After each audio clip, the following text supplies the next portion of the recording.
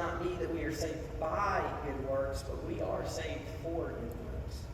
We are saved so that we may go and do things for Christ. And I love how he puts it. He says zealous. Some other Bible translations would say totally committed. Totally committed. There's not a thing that you're not more committed to other than doing good. And so it's not the question of, is this sin? Can I get away with this? The Christian life is about saying, what can I do for Christ today? How can I love others more today?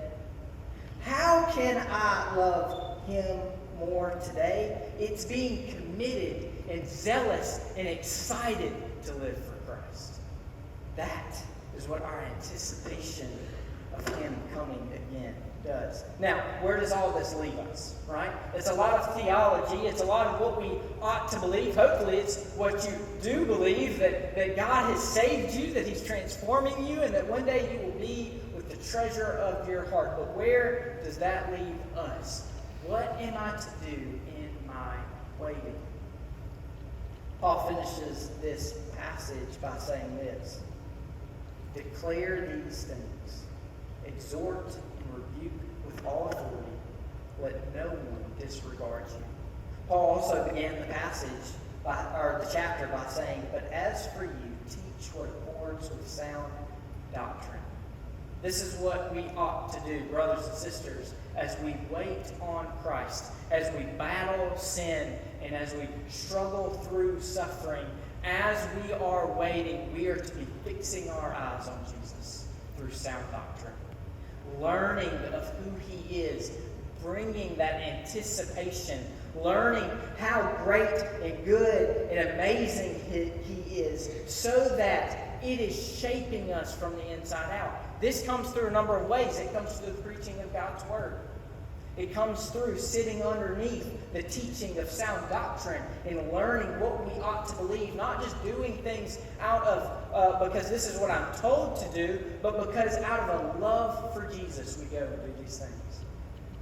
Not only are we to do that, Paul also said at the beginning of this passage, he gives instructions for older men and older women, younger men and younger women, and bondservants.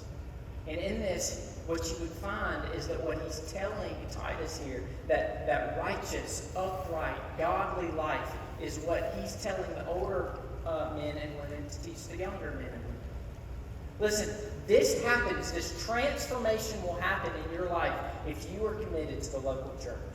If you are committed to people who are teaching sound doctrine, who are pushing you more to Christ, who are saying, hey, this is how you ought to be living. Brother and sister, this is the sin that I see in your life. This is what you need to be taking away and what you need to be putting on.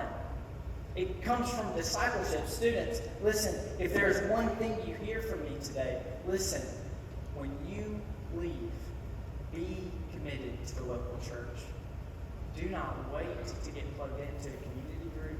Do not wait to get discipled by another person.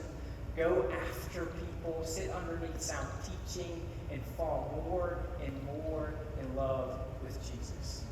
And out of that love, let that propel you into a Christian lifestyle that brings honor to Christ.